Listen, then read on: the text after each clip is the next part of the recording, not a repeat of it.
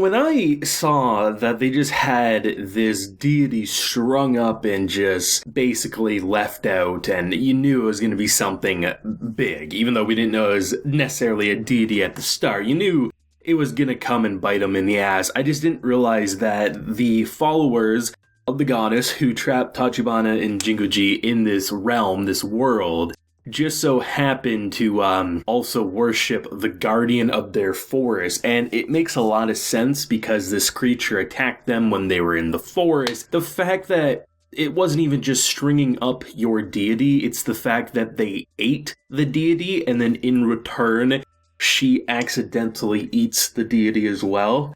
You can't make this shit up. This is hilarious. This is, without a doubt, one of the best comedy series I've seen in this medium. And if I was to ever make a video in terms of just discussing the funniest shows that I've seen, this one would be in it hands down. I'm not even joking. We may only have 3 episodes of this, but this is the same level of like hilarity that like most of the first season of Cautious Hero brought up for me. Just seeing the difference in formula with episode 3, because up until this point, it's been basically the will they, won't they between Jinguji and, Tachibana, and then how everyone is basically being just wowed by her appearance as we have our man just trying to act like he's not interested. So to have basically the goddess of beauty and love and all this stuff, having their followers where we get introduced to 3. 2 of them are basically, like, just kind of looking at their kind of master as an idiot. Like, if she wasn't so, like, outlandish, if she wasn't such an exhibitionist, she'd probably be pretty normal. But the idea that she can look at someone like Tachibana and say, yeah, she's pretty. Yeah, she's got this, but I'm better. She strips down as you have the man in charge, Jinguji, being like, I don't like women. Put that shit away, woman. And I'm like, this man has no chill, and I absolutely live for it. But the idea that the end of last week's episode, the cliffhanger, I think it was after the credits if I'm remembering correctly,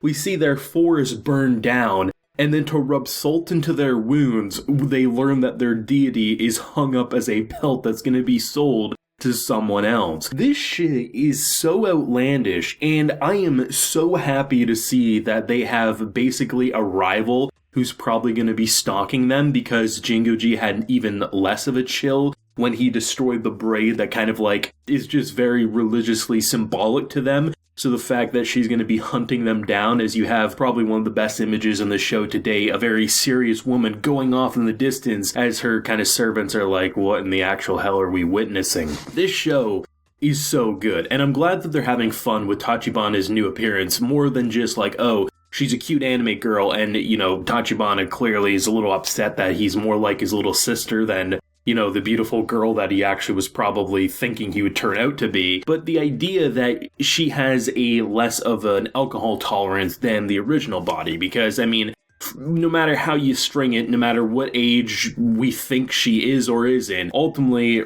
started out 32-year-old man, as they always joke about how old he is, because, after 30, everyone kind of acts like you're old at that point, which is hilarious. But the idea that it's basically just a young body, and the fact that a single can of beer completely knocks her out, and then Jinguji has to go and save her from, like, some Pokemon-like creature, where I absolutely love that sequence, because naturally, being hung upside down, I was expecting the rainbow vomit to go right on Jinguji or something, but instead the shirt just falling down, and the fact that she's acting like, oh shit, the lights went off, what happened? And then when she brings it back up, she's like, you know what, I'm gonna pretend I didn't see that, and puts it right back down. But I love the idea of the charmed effect, because the first time, the slap is what kind of got Jinguji to snap out of it. But I love the idea that what enraged him so much to not be charmed in that moment of seeing skin on Tachibana was that because Tachibana admits to not liking green bell peppers, and he's like, how old are you? You're an absolute idiot. And don't get me wrong, I love my bell peppers, I love green bell peppers, but I think there's a time and a place for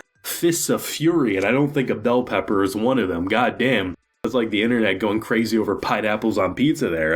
It's just so great to see that within the 3 episodes, they really haven't done the same thing in each of the episodes, right? The intro kind of did a good enough job getting us hooked in with the goddess storyline and the kind of where the hell are they going? But if we really compare episodes 2 and 3, they are very drastically different. the idea of just like solely relying on Tachibana's looks to basically charm everyone, obviously that's going to be an ongoing gag for Jingoji and her, but the idea that you introduce such a ludicrous like antagonist, I mean, this is probably the biggest antagonist we've been introduced to outside of the goddess so far. Sure, we've heard rumblings of a demon lord, but we haven't actually met that just yet. I mean, if you look at the opening and you look at, the character listings on sites like My Anime List, there's definitely a Kirito-looking character, so that's probably like the generic hero of their world, which I'm still very excited to see what they're going to do with that character design. But the idea that basically just really doing something different with each circumstance. I mean, we had this weird creature, turns out to be a deity in the forest.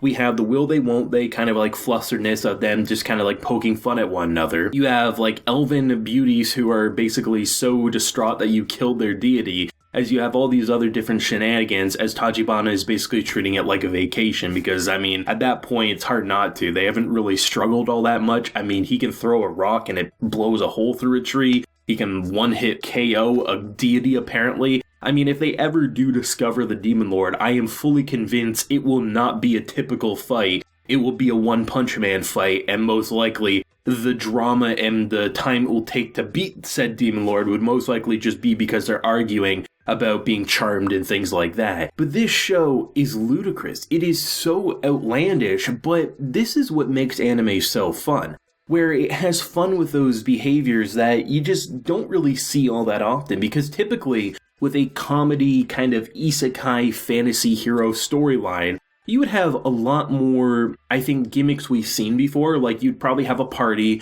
that would do their typical, they take up a quest, they would destroy the deity if that was what was to happen there. But instead, we just have two lovebirds who, I mean, Jingoji will admit has no interest in women, but is interested in a woman because his best friend, the bro, who he was very much in love with before this whole circumstance, is now an anime girl, and all the flusterness there as basically they're just getting drunk and eating some good meat at the end of the day. Like, this show has no right to be this good. I think on paper it sounds ridiculous, and I think even watching it, it's even more so in terms of the silly factor, but shit, if this ain't one of my favorite anime this season, and one of my favorite anime I've seen in terms of 3 episodes, yes, things can change. 4 onwards could be absolute trash.